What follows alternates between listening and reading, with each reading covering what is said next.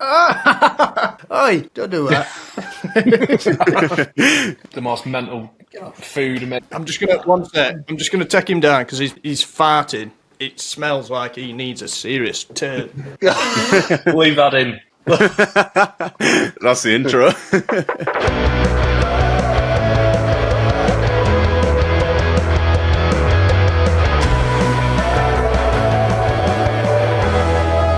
Hello everybody, welcome back. Episode 11, the Sherlocks podcast, joined by us four plonkers. As usual, we're going to try and keep you entertained for as long as Trent can get out of his edit. Ah, yes. So, is this the first one back? Well, No, the last one was New Year's Day, but this is actually us recording in the new year now, so Happy New Year. Yeah, Happy New Year. Yeah, boys. We're in it. 2025. Plenty coming up. What have we been up to then? How was your boys' New Year's Eve? Fell asleep. Before midnight? Yeah, 15 minutes before midnight. Oh my Tried God. to stay up. I meant to set an alarm for like 11:59. Turns out I set like an egg timer on my phone. How much did you have to drink? Not a lot. Me and our Kieran used to go down to his nan and granddad's on New Year's Eve when we were kids and literally do what you did, like fall asleep probably like 15 minutes before midnight. And then mum and dad used to come in from pub and like wake us up at like 12:30 or something. And we were like asleep, but so you didn't see New Year. Yeah. No, but I'm really not that bothered for it. Mine was a bit boring as well. I ended up staying in. Well, I was ill. I ended up going to the doctors on New Year's Eve, so I didn't end up doing anything, but I stayed Boring. up, watched Jules Olin. Jules on. Yeah, did anyone else watch it? Who were on it? Sister Sledge. Oh, what's she called? That Jade Class. out her little mix. Oh, Roger Taylor from Queen. Nice. Yeah. Solid. That was alright. You can't beat a bit of Jules. No, standard in it on New Year's Eve. Where's he from? Although it's not filmed live. Jules Allen? Yeah, It's not live, is it? No, it's not, is it? I think he owns a venue, top of Scotland somewhere. Is it who? I doubt he's Scottish. That's probably the last place I'd say he's from. Should we find out? Yeah, he's from it. London. Yeah, I'm sure we played a gig in Scotland once and everyone went, oh, it's Jules Owen's venue, this. I don't know if he bought it out or helped it if it were going under. Yeah, I mean, it could be. He loves his old venues, doesn't he? I want to say that's why. You know, obviously they used to do it in the studio, and now they do it in a venue, don't they? Yeah. I'm sure there's more politics behind it than that. I'm pretty sure it's in Inverness. It's quite a way to go. He's in Inverness. Saying to his mates in London, oh, come see my new venue in Inverness. Yeah.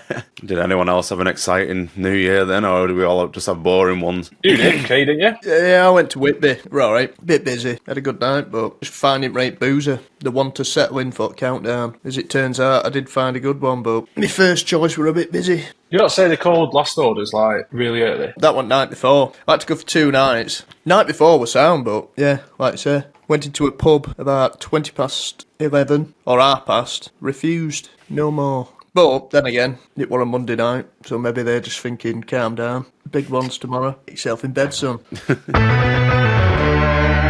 Current affairs. So a lot has happened already in the new year. Well, there was a storm on New Year's Eve, one day that caused a lot of flooding. You see that river in Dunham Massey that burst its banks? No, but if I can find a picture, I'll put it on screen anyway. But it flooded everywhere and it was crazy. Do you know about the river in Dunham Massey? Is that the one that flooded Stockport? No, it's not near, but there was that apartment block in Stockport that flooded the car park, and everyone went without power and clean water for a while. That was crazy. Factory did in Manchester. Yeah, that did. They had to evacuate everyone on New Year's Eve. So you made it sound not as crazy though, Trent, by saying it's flooded a car park. That just makes it sound smaller. No, it's a car park of an apartment block, so it's like all the bottom floor. I think it was like the basement of it or something flooded. So they had no power. Yeah, the whole top floor flooded. Yeah. Like the emergency services in boats, like they had to sit boats to get to the people on the first floor. Rubber dinghy rapids, bro. Anyway, shall we go on to Fraudy's favourite subject, plane crashes? Yeah. This plane's landed without any landing gear, skidded off the runway, and just gone into like a concrete wall that held some basically helps the plane land, like a glide slope and stuff. Oh, that sounds so technical. But yeah. I'll pick it up, isn't it? I imagine if you were a policeman trying to describe what's happened. Well, it came down and it just slid off the runway and that were it. It had no landing gear. It had no landing gear. Yeah, no, but horrific. Put a concrete wall at the end of the runway. Near enough. Well, yeah. 250 metres after the end of the runway. Schoolboy era. So they're getting slated. They always seem to come in twos. In America, been crazy at the minute with that. So it's all just a bit depressing, isn't it? Cybertruck. Well, there was the Tesla Cybertruck that exploded in Vegas, but then that New Orleans, that guy in that pickup truck that drove through the crowd and killed Absolutely 15. awful. Unpopular opinion, Teslas are crap. Shocking. See, right, electric Overrated. cars. In fact, no, I take that back. They're not overrated. I just don't like them. When you see them on road, ugh. Can you imagine having to... Right, you say you're driving to the other end of the country. Can't just quickly fill up your car, can you? You've got to Wait charge half an hour for or however... something. longer than that. Yeah, you have to have the supercharger though. Impractical. I've got a question. Out of us four, who's most likely to drive a Tesla? Trent. I knew you were Yeah. going to say that. Yeah. No. The Gothmobile. I test drove a hybrid and I was very close to getting it, but I won't go as far as a fully electric. You're all keeping them on road, aren't you? Be an Uber driver next. It wasn't a Prius. It was a Kia. Oh, I don't mind hybrids, but full electric, nah. I don't think they're there yet. No, not yet. When they could do Unless 500 you- miles. I would walk. Let's think call you- it the Proclaimer. I'm pretty sure in 2030 they're stopping all manufacturing of diesel, aren't they? Diesel cars. Yeah. I think Well, they to pushed be it fair, back, they haven't said they, that I think. a few years ago. But they pushed it back. I think they pushed it back to like 2035. What's happened in the world? It snowed. Yeah, it's Yeah? still snow on the ground here. Snow up north? There's loads. I mean, it's still bad here. Have a look. Elon Musk, back to Elon, he's getting pretty heavily involved in British politics. I've Oh, seen yeah, that, I've seen that. actually, on Twitter. Every time I go on, I think it's like a newish tweet, and it'll say 16 hours ago or something, and I think he's been pretty active, hasn't he? Yeah, I think he wants to get heavily involved with it. By the looks of it, I think he will. What, Prime Minister? No, I think he wants to plough a load of money into a certain party. Alright. It's leading news at the minute. A drunk Zambian police officer arrested after he released 13 suspects on New Year's Day so they could go and party. Screams of the sack. Well, he's arrested, so... Oh, well, yeah, good point. Yeah, it won't be in the news otherwise, would it? Roy Keane's trending. Oh, yeah, did you see what Liverpool United? Didn't you? Yeah, it was honestly hilarious. What did he say? Because basically, Real Madrid have been after Trent Alexander-Arnold. He's like, there's no way he's going to be going to Real Madrid, more like Tranmere Rovers after that performance. Just slammed him live on air. It was shocking. Talk about how brilliant Trent is going forward, but Trent's defending today. My goodness, it's like schoolboy stuff. To talk about him going to Real Madrid, he's defending. He's going to Tranmere Rovers after this. He's got to do better. His accent. Absolutely love it. He's brilliant. I'm telling you, United should have won that. Well, you would say that, wouldn't you?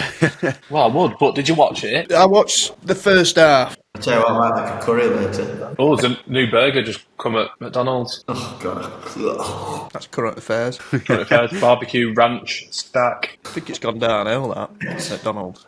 I had one other day and they were absolute bobbins. Chips were no salt on them, weirdly. It's weird, there were no salt on them, which made them seem like it's like they were from Iceland. I'm sure people used to ask for chips without salt. I can't remember if it was KFC or McDonald's at one point. I think it was Mackey's. I think people Yeah. did ask for him without salt, and so then some places just don't put salt on at all, so that people put their own salt on. Yeah, I'm sure KFC were doing them without salt for ages. They were crap. they've changed the chips massively, haven't Oh, yeah. Let us know in comments. Did you prefer them before? You can't have preferred them before. I like them.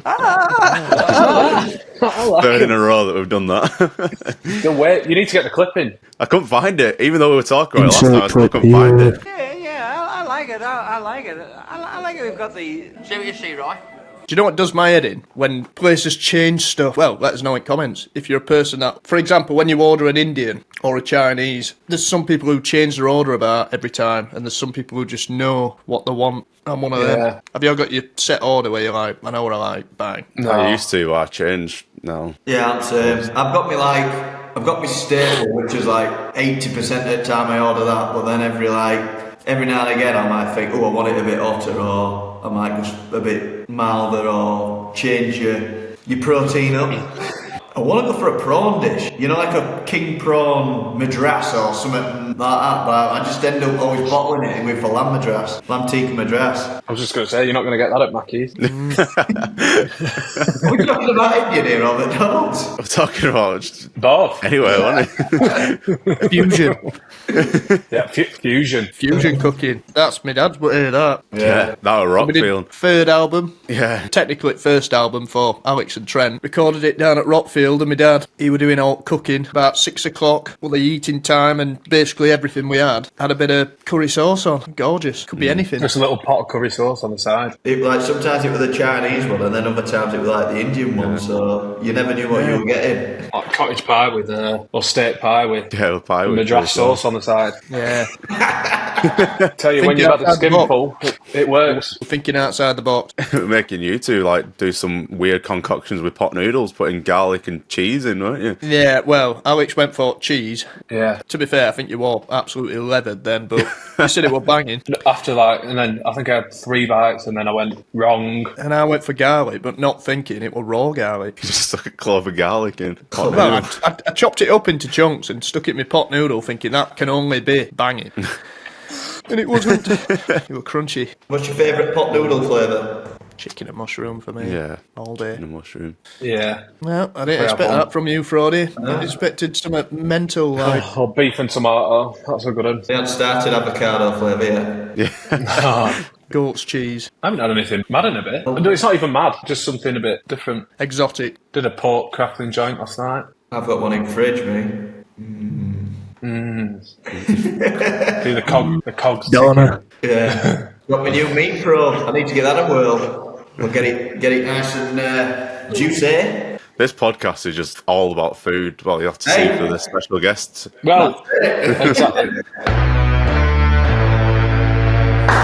New music. This is the section where we all give you a tune you may or may not have heard before. It could be new music, as in a new band, or it could be an old band, or solo artist, or duo, or anything. So, who wants to kick it all off today? I'm going to go with a band called Deadbeat. It's our good friend Jamie Woodcock's band. Okay. Yeah, they released their first single called Bloodstains in December. It's a bit like Sum 41. They're very punky, so if you like that kind of thing, go check them out. You might know Jamie Woodcock from being the main character in the Don't Let It Out music video, and he also supports us and plays acoustic guitar and sings. So Legend. nice guy. Yeah, He also legend. sung Last Christmas at his yeah. Christmas gig at the Jolly Brewer in Lincoln. Insert clip here.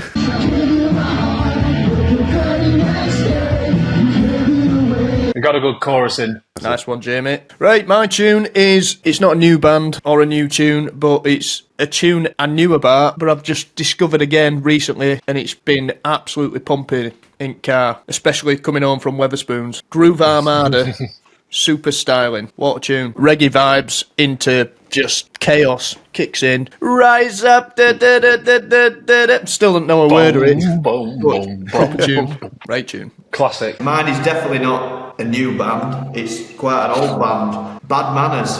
And the tune is called Walking in the Sunshine. Love that tune. Video's unreal. So if you haven't seen video, go on YouTube and watch that. It's just meant. You got a picture with him, didn't you? Yeah, had the pleasure of meeting Buster Blood Vessel down at. Whoa, I can't remember what festival it's called. Stone Valley. Yeah, so we were basically playing this festival, and I'd just been to watch From the Jam side stage, and I come back, and he was sat bang outside our tent door for some reason, where his dressing room was. He just said, "Am I alright to sit here?" And I went, "Yeah, of course you are." And then he turned around to make sure. I went, "Are you sure?" And I was like, "Yeah. Of course you are." I think he must have nicked one of his chairs or something. I met him after we played. He was just down bottom of the steps at the stage. Had a chat with him and then had a photo with him. So top Who's man. got a bigger tongue, do you think? Him or Gene Simmons? But a guy though, He'll take measure out. top man. So yeah, Great band. Great band. Good tune. What a tune that is though. Just been like I say, I love the video. So if you haven't seen the video, go watch it. Proper old school video. Well, I'm going to go with, it's a dance track from quite a while ago, and it's a guy called Gerald, Voodoo Ray. It's probably my favourite dance song ever. First time I heard it, well over 10 years ago, and it's still my favourite. Unbelievable. We stick it on quite a bit, don't we? Yeah, we went through a period where it was like, you're playing the wrong version. It's the wrong version. Yeah, just that. Yeah. That's partially my fault, and Fraud is a purist on that tune. Gotta be the original. Yeah, I stick a pumped up version on. It's one of them, it doesn't need pumping up. Well, you said that, but it's only when you pump it up you realise. And then You've got just to got Alex pump it up. in the background going, it's not the proper version. It's like, I know it's not. Is that the proper Well, it's because it got taken off Spotify. I think he had a bit of a ruckus with his old label and he took everything off. So that could have been why. So I'll let you off. But now it's back on. You type in Voodoo Ray. Voodoo Ray. I think that's what it does on that version. It pops up, when you type it in, it pops up as like one of, arguably, the first option. So I click on it and it just gets your back up. It's not the proper version. It does. Yeah, we didn't mention it in the last episode, but we're going to start putting the links to all the music that we talk about in the description, so you can go and find it easily. And if we talk about new bands, put their Instagram in, so you can go and show them some love and go and follow them. So yeah. Also, if anyone's watching this and there is any new bands or new artists that we should be checking out and listening, please leave a comment on either his Instagram or his YouTube page or Facebook or wherever you listen to it. Well, you obviously listen to it on YouTube, but just leave a comment somewhere and we'll check them out. Should we get a bit of the new album in? I think we should. Oh, you dirty get!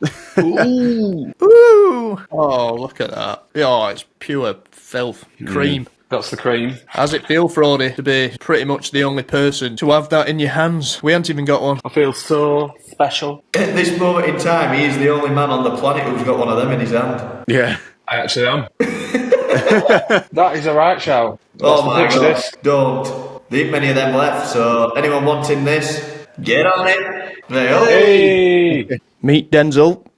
Denzel. Ah, He's shattered, to be fair. He's just been asleep, but... Bless it. been on rums, hasn't It shows you new guitar. Oh, yeah. New dog, new guitar. he? All going on. Get it with that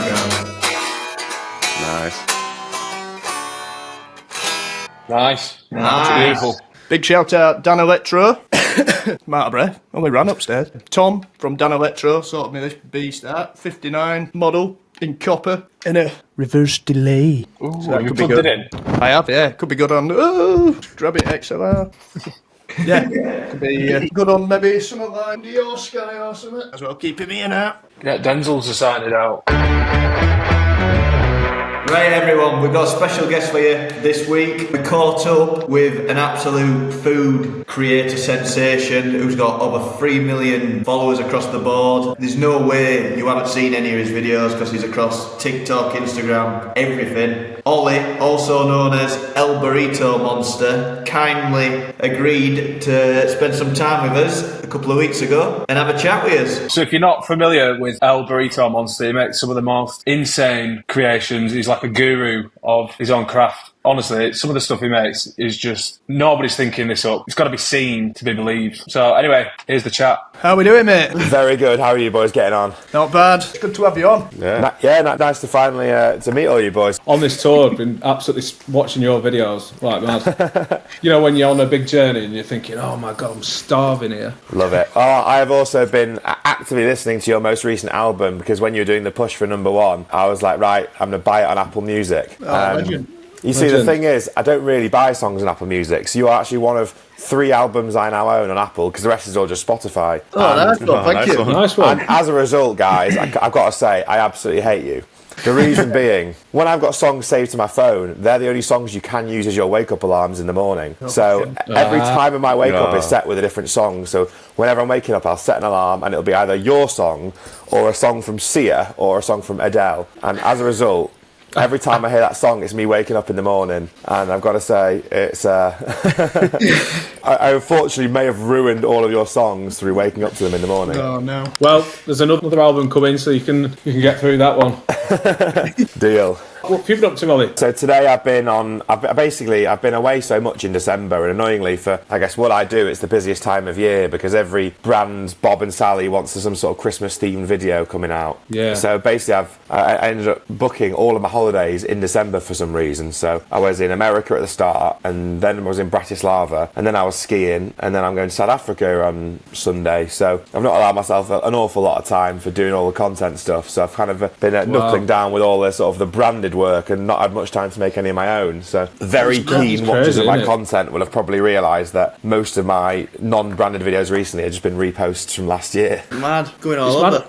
I mean, the prep it must take you to make one of them videos is just insane. Well, I guess, you know, when you quit your office job to just cook food at home, you got to put some sort of effort in. Otherwise, it's just cheat coding it, isn't it? Yeah. I suppose that, you know, everyone's got to do something to stand out, and going a bit over the top with it has accidentally become my thing. Did it get to a point where it was pretty easy for you to change to just making content, or were it like a difficult decision, or were it pretty obvious that it were going to go? Well, I probably quit my job maybe 3 years ago now to do it full time. At the time, it was sort of like I'd broken up with my ex, moved back in with my mum, quit my job, and I was sort of like, oh well, if it doesn't all work out, well, at least I'm living with mum, so there's no rent to worry about. And I did take a pay cut for like 4 months when I quit my job, just when I was like, I had a little bit of branded work coming in, but not really enough to sustain a living. But it was COVID at the time as well, so, you know, there's plenty of money had been saved and no rent was being paid, so actually it made it a lot easier.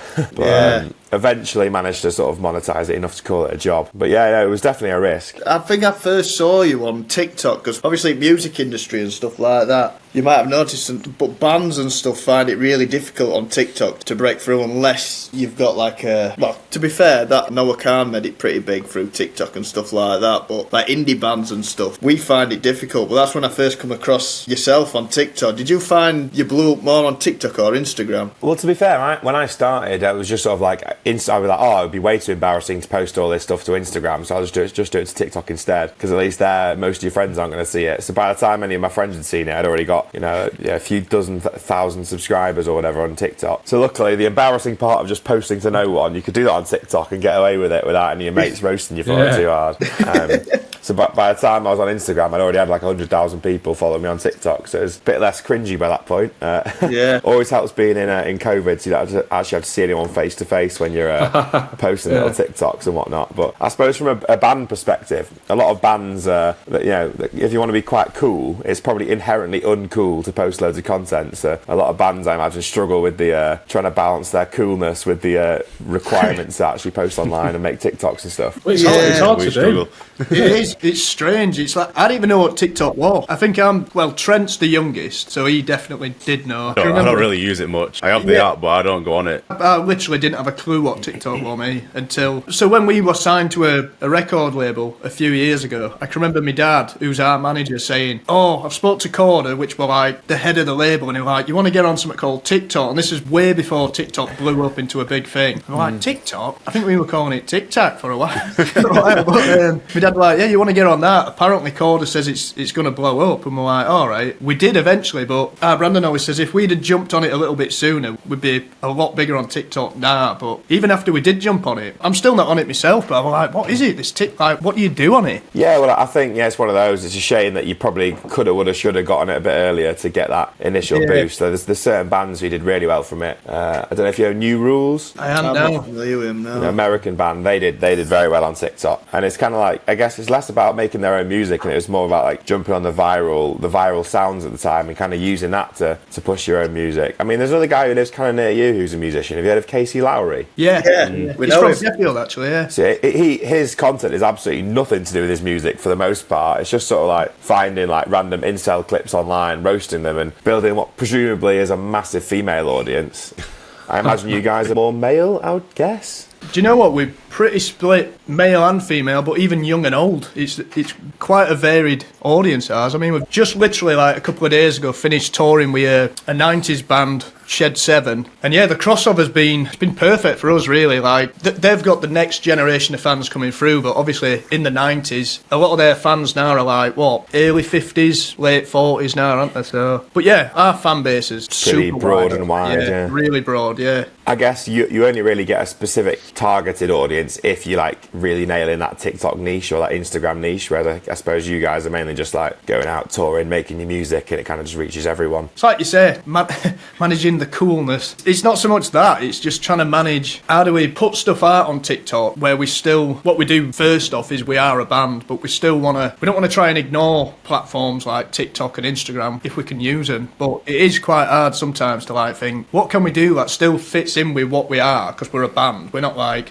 create. We're not comedians. Do you know? Yeah, Like, it's like we're well. just a band. We did pretty well at one point. We were doing covers in practice room that were blowing up. Like everyone we put on. We've obviously noticed it with your content. I think that TikTok, it's just like finding that thing that works and then just rinse and repeat the same thing. Once it's worked, if you know what I mean, you know what to do. But it's basically you find the thing that works, you carry on doing that thing over and over again until it stops working, and then you got to find a new thing that works and do the same thing again, just sort of like rolling. Yeah. It's hard work, obviously, and it's very different to being a musician. But almost in this day and age, you know, you got to. I've seen like trying to book into like, you know, various venues, and I've seen people post screenshots of the venue saying, "Oh, you don't have enough followers on this to be booked for our venue." I don't know if that's a thing that's real, but I've seen people with like, I don't know, 5,000 Instagram followers, and they're like, "Oh, sorry, we're a minimum 10,000 Instagram follower venue for bands." That's crazy, that. I don't think that's real. That can't be real. I've never come across that. But maybe it's an American thing. It seems Yeah, very, it might be. It sounds like it. I could see it as something that's probably going to come in. Think? I would not be surprised. But then again, it's it weird. shows an ability to like,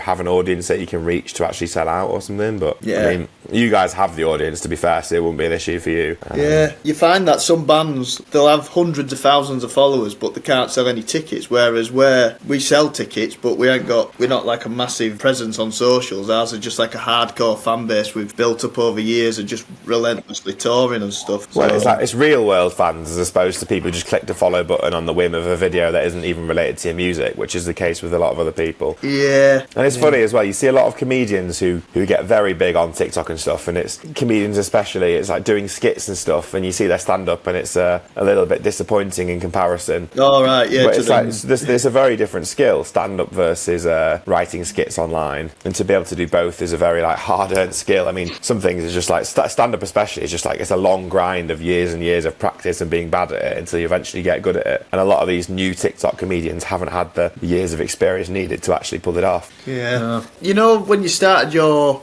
channels and stuff like that, have you always done burritos and stuff, or did it start with something else, or did you find that just worked? Well, the fun story about the why it's ElBurritoMonster is purely because when I was a teenager, or like a kid/teenager, some of our summer holidays we went to Mexico, and I think it was maybe when I was 13, I went in the all-inclusive hotel. There was a burrito bar at the all-inclusive counter where you could go up every day, pick your fillings, pick this and that, and I basically for the 2-week holiday became weirdly obsessed with burritos. And then I got home and I got a PlayStation for Christmas maybe that year. I was like, oh, what do I call my new gamer tag? What should my username be? And my previous username on like RuneScape and Minecraft and stuff was Super Ski 5, and I was like, oh, that's a bit childish. I've got to give that a little bit of an upgrade. So I was like, oh, I'm apparently obsessed with burritos now, so I call myself ElBurritoMonster. So it was purely just my gamer tag for years on PlayStation and whatnot. And then when I started TikTok, I was like, right, I'll use the same username as my PlayStation username. And I started, you know, I only downloaded TikTok just to see what it was all about, watch videos and see what the app was saying. And then eventually I was like, oh, I might try and make my own TikTok. And I was into cooking, so I was like, oh, I'll make a little cooking TikTok. I made a few of those to send to my mates, just to send to my mates as a bit of a laugh. And then one of them went viral by accident. It was just in Easter of 2020 of me trying to make cookies at home, and I was just showing the basic ratios of how to make cookies. And it was like, been to Tesco and got 5 bags of chocolate at 20p because it's reduced to clear. Here's how we make cookies with them. And just went through the basic cookie ratios of 1 part butter, 2 parts sugar, 2 part flour with a couple of eggs in. And that got 100,000 views out of the blue. And I was like, oh, that's a bit random. And then making cookies was interesting enough for people to clock on, but people were obviously saving it to be like, oh, I might go try and make my own cookies. So I carried on making more and more videos to try and replicate the feeling of excitement of getting the views in. Eventually pulled it off again, then pulled it off again. And not a single burrito had been made by this point either. So people commented saying, why are you called ElBurritoMonster if you're not making any burritos? So I made a burrito video. It got something like 2 million views, and I was like, oh, maybe I'll make more of these. Yeah. And that was the entire reason for ElBurritoMonster. So the name came before the burritos did online. Oh, no way. So, like, I said you've been doing, like, the pop-ups and stuff. Yeah. How have they been going? So it was a bit nerve-wracking at first because I'm basically just a lad who cooks at home effectively. Never worked a kitchen job in my life other than a pot washer when I was 16. So to jump from just being a home cook to cooking for 200 people a day for 2 days, it was a bit of a stress. But to be honest, it could have gone a lot worse than it did. We just about managed to pull it off. Didn't skimp out on any ingredients either. Like I was like, I'm not too arsed about making money on this. I just want to it's more about building a real world connection with your audience. So I was like, right, let's maximise the flavour going into it. Let's use a ridiculous amount of garlic, a load of chilies, all the spices, and just sort of heavily seasoned it all. And flung out, I think, 200 slices the first day, 240 odd slices the second day, so 440 slices of Wellington across 2 days. And it was me and 3 others doing it, so there's 4 of us in the kitchen. Mental. Doing all the marination. It was chaos. It was like, to be fair, it's important to remind myself what hard work is from time to time, because I've forged myself too cushy a life now. I need to get back to the grinding 16, 17 hour shifts of my younger years when it was actually hard work. Yeah, I've got to say that I think it's the one with the gyozas on the outside is just... It's like, where did they come from, these ideas? Oh, God. Well, to be fair, a lot of them get messaged to me nowadays. Everyone's got weird and wacky ideas that they're not really sure if they can pull off at home. They'll send me an Instagram DM and I'll try and go through most of them. And if I see, that's a banging idea, we'll give it a go. It might work, might not. If it works, we'll post it to social media. Yeah, and the pie inside the big Cornish pasties just does make you hungry. Yeah, well, I think the whole thing inside a thing seems to be going quite well at the minute. So it's again, as we said before, you find something that works, rinse and repeat. So we'll do a burrito inside a burrito inside a burrito, or a ravioli inside a ravioli inside a ravioli, or a pie inside a pie inside a pie. Oh, and that can be applied to basically any dish. What's next? A burger inside a burger inside a burger. Have you ever started cooking like a certain thing, whether it's a request or an original idea, and it's just gone horrendous to the point where you all the time. Yeah. It's a mess. There's probably about 1 video a week I'll film that will just never see the light of day, and that's great because then people online think you're an amazing cook who never makes any mistakes when actually you make a heck of a lot, you just don't show them.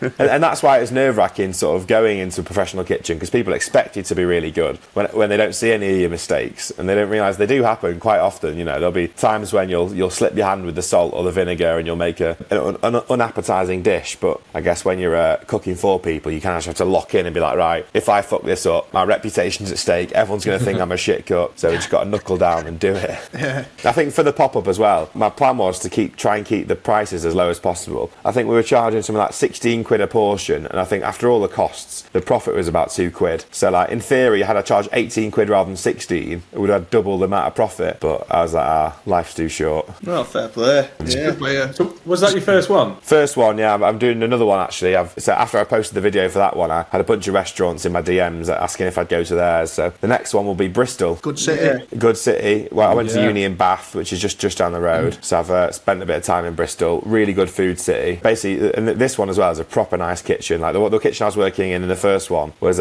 somewhat challenging. It was very, very small, and the equipment was very, very old. We were toying with these gas ovens that were ancient. It'd be like really big heat on the bottom, really big heat on the top of the oven, and like no heat in the middle. So basically, the Wellingtons that were in the bottom shelf, the bottoms would burn, the tops would stay raw. The top shelf, the tops would burn, the bottoms would stay raw. So it's like a juggling game of like swapping them over at each drawers of every oven every like 20 minutes to try and keep the roughly even cook. And then every now and again getting a slightly burnt bottom of a Wellington and having to sort of pull it out, scrape the burnt bit off, serve it up, cover the burnt bit in sauce. Still tasted nice, but we kind of had to do a bit of fudging. So using a proper like professional oven in this next one will be a lot of fun in comparison. You've obviously worked with like a lot of brands and stuff, done a lot of collabs. Is there any chefs or brands that would be like a dream for you to collab with? Oh yeah, good point. I mean, to be fair, the fun thing about my situation now is I've worked with most of my dream brands at this point, I think. I guess the next thing I'm trying to transition into is that food is obviously a massive part of my life, but there's a million other things that I'm kind of like, these are a part of my life as well. So I'm trying to like diversify the content, so maybe it'd be appealing to other brands. So I don't know if you've seen, I've posted a few like running related videos now. Day in the life, innit?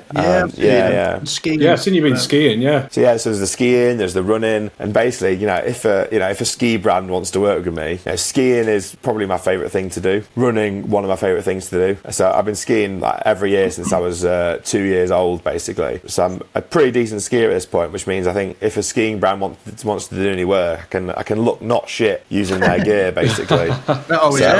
And I mean, off the back of that skiing vid, I've got another ski trip now booked in February, and I'll be doing a video for Revolut for that, just showing how you basically use their cards and good currency conversions to spend money abroad. abroad. So, holiday sponsored by Revolut, which I downloaded Revolut when I was skiing because I think it was I can't remember they had an offer on, and it was basically if you all downloaded so many friends that you got 50 quid or something. Oh, nice. There you go. Anyway, never got the 50 quid. Oh, oops, no. And I've still the account's still open, so yeah, but you can't beat skiing. You're a bit of a skier, aren't you, Alex? I don't try. think me and Brandon. Have you been, Trent, skiing? No, I've never been skiing. We've never been. We'd love to try it one day, but Alex he's the snow angel out of us. Times, yeah. Well, maybe you somehow make it a business expense and you do like some sort of, you get a gig in a ski resort. I mean, there's plenty of events. I mean, my sister's going out skiing for New Year actually, and every New Year, every resort will do like a massive resort party, and there'll always be live music and stuff. So I don't know, maybe you can get talking to the resorts, get a gig booked, and get them to fund your hotel and whatnot, and then you can have a band ski trip. It's a shout. That is a shout. I think another avenue we should look down in future is, I think you might have mentioned it, Bram, the racing side of things and stuff like that. When we were growing up, we used to go to a lot of motorbike racing, didn't we, and stuff like that. Them doing like MotoGP. Yeah, like MotoGP and Silverstone. What's the other racetrack near us? Donington, places like that. I think that could be good. But skiing's a good shout. Never thought about that. Yeah, sort of a concert in a ski resort, Yeah. Could be the one. Have you got any more booked in, Alex? Any more trips? I wanted to go in January. All my mates are going to Val d'Isère, but I've been before. Pretty good. Val d'Isère is top notch, to be fair. Yeah. Where's that? One of the best. Where is it? France? Yeah. Three valleys, isn't it? Yeah. No, so Three Valleys is sort of a few resorts down from it. I think Val d'Isère is maybe one more north of it. I'm going. That's where I'm going in February. It's banging. Oh, is it? Yeah. It's good. It's just a pretty expensive week. Yeah. Yeah, you've got to save up for them. But no, I'm not. Well, there's no plans yet because obviously we've got the album coming out. So when's it releasing? February. Yeah. So it'll be a busy time for you guys getting that promoted and stuff. And then we're going on tour in April, May. How's the songwriting split between you guys? It's me that starts it off, really, and then that's it. It's been like that since day one. I suppose I'll come up with the idea, and then I'm never too sure about it myself anyway. So as the years have gone on, actually, and since Trent and Alex joined in like 2020, replacing two other brothers. They're not brothers, by the way. We're not brothers, yeah. They joined, and then we did the third album, fourth, and then now we're on to his fifth. But we tend to do it like I'll write a song on the acoustic, demo it a little bit, never really finish a song, and then show it these guys, and then just get my confidence from their reaction. Usually what happens is... How brutal are they with it sometimes? Oh, they're brutal. They are brutal. I Comes out with some right crap. The first 10 minutes is never serious. It's always just a big game of let's see what Kieran's ripped off, basically. It sounds like this or it sounds like that. Just absolutely rinsing me. And then so they are quite brutal with it then? Yeah, it's never You've serious. got to be, haven't you, sometimes? Well, not all the time. Yeah. The worst thing they can be is if it's shit and they're all hyping it up, saying, it's the best thing ever. It's good fun. We'd never take it too serious. It's always like, when there's four of you creating something, and then eventually you're going to end up playing it as well, after recording it, you all have to like it, I suppose. So it's pointless me coming up with something that I think's great, and then I show it these, and these are thinking, it's a bit of a stinker, that one. I'd rather people just go, I'm not a fan of that. And then we end up tweaking it so that we all like it. I suppose it's different to yourself, because we're a group where we've all got to like it. Have you got anyone you lean on, or people around you who say, like for instance, if you're thinking, I'm thinking about doing this or making this, they'll go, I don't think that's a good idea, or anything like that? Well, I normally just drop my mates a message. I mean, one thing I did was I've not posted it yet, but I will do at some point, is I actually went deer hunting in March. Shot my own deer, took it back,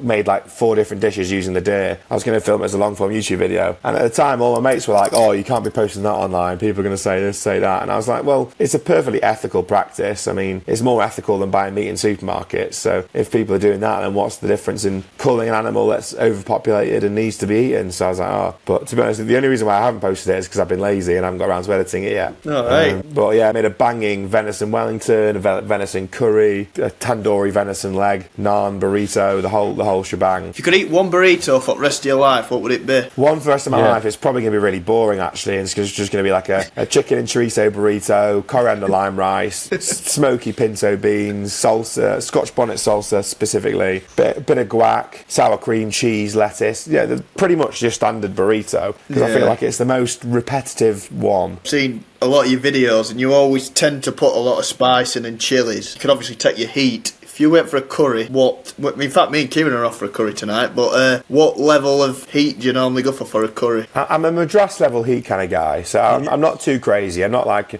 Vindaloo guy, unless it's like a special occasion or a foul or whatever else. Yeah. Madras is the nice level where you're not going to be sweating, but it's spicy enough to feel it, and you can and you still get all the flavours in there. But yeah, it'd be a Madras level heat, but probably something off the chef's recommended list, because if you go to a new curry house, I already know where the best Madras in the world is. So if I go to a new curry house, it's not going to be better than my favourite Madras at my local. So it's somewhere new. You're best off going on the chef's recommended, picking one of theirs at the right heat level. So it'll be probably something lamb related, because I think a lamb curry is always nice. That's right, I always have. I will get a lamb Madras for a bit, and then have what's that one you get, Key? Yours is like a mad one, isn't it? Garlic chili chicken. Well, yeah, Alex is a fan of that as well. It depends, either deshi garlic chicken and then you make it spicy, or chili garlic chicken. So like Madrasi, it's the one we're going to tonight. It's just Brandon had it last time. I don't think he's ever had it, and it's just a laughable amount of garlic. It's just stupid, but It's outrageous. We like a laughable amount of garlic. We measure garlic by the bulbs, not the cloves. Come on. I have been hammering garlic. I think my last 4 meals have just been garlic bombed, and then tonight's just going to be even worse. Speaking of garlic and going back to the pop-up thing, is that on the shopping list for the pop-up was 8 kilos of garlic. Oh my god. Jeez. Trent screaming. They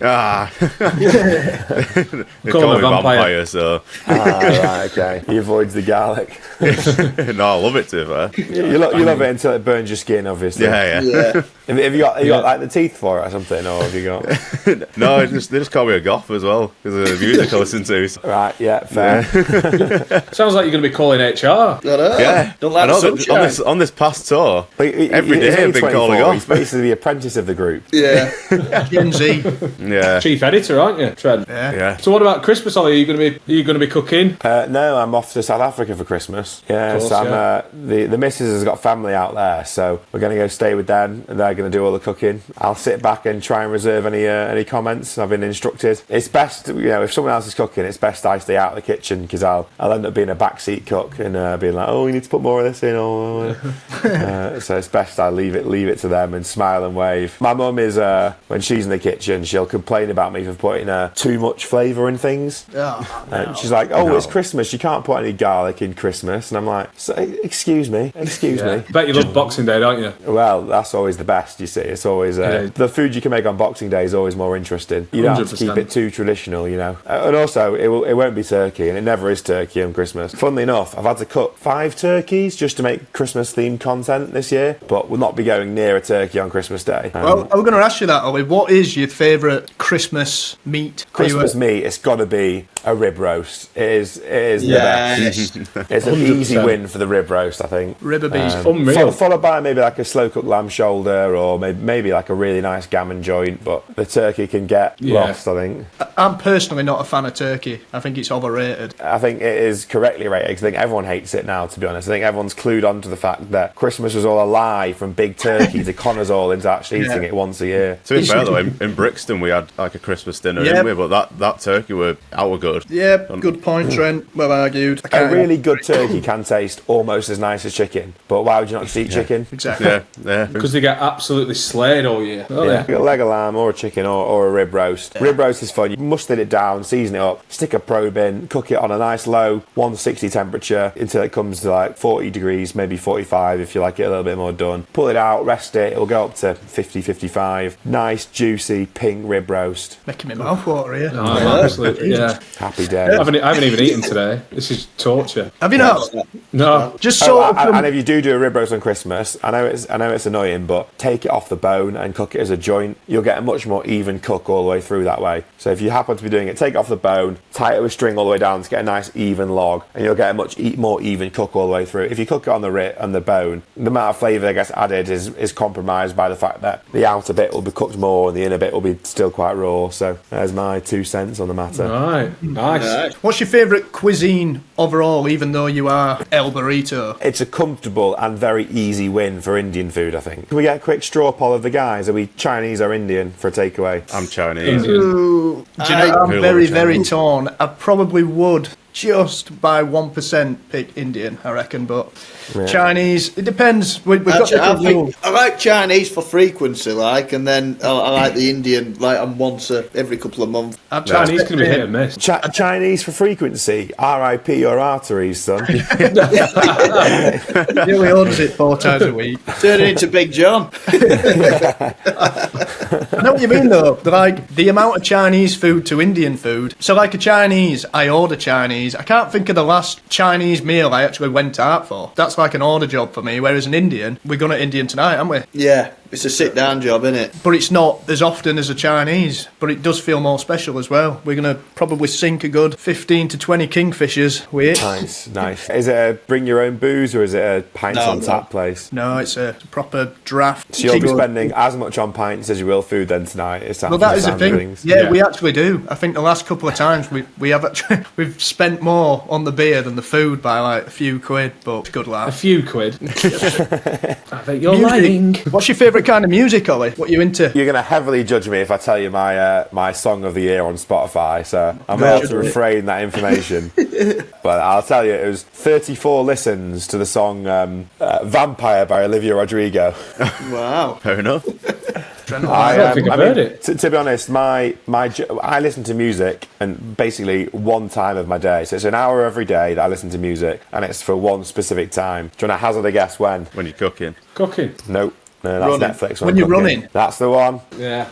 So all of my music listening is done while I'm on a run. So it's effectively running music. So my main artist of the year was Imagine Dragons. They're good. Yeah. They are. That is some brilliant running music, I gotta say. It's like, it hypes you up so well. Have you always been into running, or is it like a fairly new thing? It massively is a thing of when I started being a content creator and eating loads of food, I was like, bloody hell, I'm putting on weight here. I've got to get running. So when I started making content back in 2020, I think I was a big boy at the time, but I weighed 116 kilos, I think it was. After a year and a half of like working my office job and making content in the evenings, I went up to like 135 kilos. And at that point I was like, bloody hell, I'm like 22 stone now. I need to sort this out. So that was when I quit my job to go full time. I was like, right, let's make it work. I quit my job. Started running basically like a madman. So it was originally just to sort of like lose weight and stuff. So I'd cook all day, I'd edit and post. As soon as I post, I'd go out for a run for an hour, and it would distract me from having to eat anymore as well. And then I basically lost like 35 kilos. I mean, I was down to 95 at one point. Fair play. So is which this is the like best? six odd stone. Would you say this is the best you've felt in yourself then, like the fittest? And Oh yeah. I mean,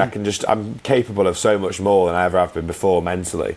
The ability just to like, you can just say you're going to do something and actually do it. Yeah. Before I'd like make promises to myself, like, oh, I'm going to do this, going to do that, and I would never do them. Whereas now I actually have control over my own brain and I can just choose to do things. It's like, the old me wouldn't have been able to do a pop-up for 400 people without, sleeping 3 or 4 hours a night and just working 16, 17 hour days. But now the person I've become as a result of all this can just do whatever, really. Yeah. So it's quite a nice feeling through it all. well, it's funny you say that, because I've got a similar thing coming. I am feeling super motivated, but I've kind of wrote the end of this year off since it's Christmas next week. So the celebrations are getting absolutely destroyed. We're going to ride it till the wheels fall off, and then January, new me, new year. What's the new you? What does that entail? No, I'm only joking. No, just getting a bit fitter. So I'm not into running as much because I just can't seem to do it. But I'm into like mountain bike riding, not like going up jumps and Evel Knievel stuff. Just going around a forest type thing. Just trail riding. Trails, actually. Yeah. Trent's similar. Try and keep off at roads. Very dangerous actually these days, riding up roads. And also, mountain bike seats are far more comfy as well. Yeah,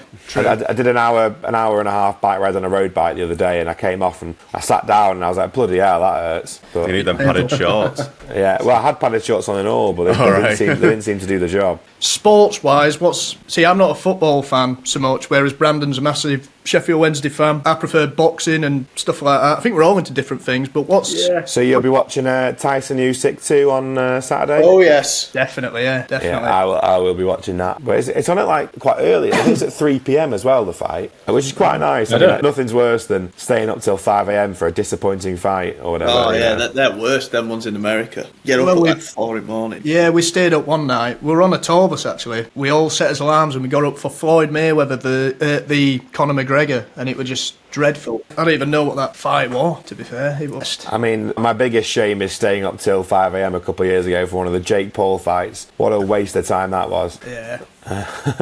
I'm not much of a sport watcher. I mean, I don't do football or rugby. Not really a sports watcher. I mean, I'd always choose Game of Thrones over the football any day of the week, personally. Where do you see yourself in 5 years? I bet you get a lot of people saying, are you going to open a restaurant and stuff like that? Is that a long-term goal at all, or...? It, funnily enough, was probably one of my original goals when starting out, but the way things have moved and morphed and whatever else is that probably not. I mean, just in terms of the return on investment of time and stuff, is that you can reach far more people through social media than you can through an in-person restaurant. The liability, the overhead, the costs. I think there's I'm a better mad off stat, isn't there? I mean, to be honest, in terms of pop-ups as well, find a pub or a restaurant that's got a kitchen and they'll let you use the kitchen for free and they'll just keep the bar. So Yeah. it's a lot easier to do that than to actually have your own restaurant. I mean, obviously, if you had your own restaurant, you get to keep the bar, but then it's all the other overheads you got to worry about. But because they've got the social media side, restaurants will let me use their kitchen for free and go in, you know, they've got all the gas and the hobs and all that kind of already set up. There's a much better way to do it. And that way you can also go to different places every weekend, in theory, and actually cover all of your audience without them having to travel down from somewhere to London or whatever. So I think doing pop-ups makes a lot more sense. Other than that, you know, God knows where it could all end up. The social media thing is, I'm still trying to figure it out as we go along, to be honest. It's all a bit... We've got to taste one of these burritos soon. I was going to bring one to one of your tour days, but unfortunately none of them lined up with my schedule where I was actually free for them. I told Alex, I said, Yeah. he sent a message saying he was going to come backstage and cook us a burrito. I think it'd be Manchester. And I think he thought, winding I wouldn't go on stage, me.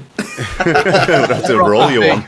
You have to roll me on, yeah. That was the plan, but when it eventually lines up, I will. So when you're on tour again, I will find a date that actually works this time round. Or if you've got a pop-up and we're in area, because like I said, we're on tour in May in UK, we'll have to meet up. Definitely. Well, keep in touch anyway, Ollie. And Yeah, cheers for having me on, boys. Lovely to chat to you all. no, thank you for giving the time. Yeah, thank you. Really appreciate it. It's been, Good chatting with you boys, and look forward to listening to the new album when it comes out. Feb. Yes. What's the date in Feb? 21st. Hey, setting an alarm on the 21st of February 2025 to listen to the Sherlocks album. For what time? Oh, any time. For what time?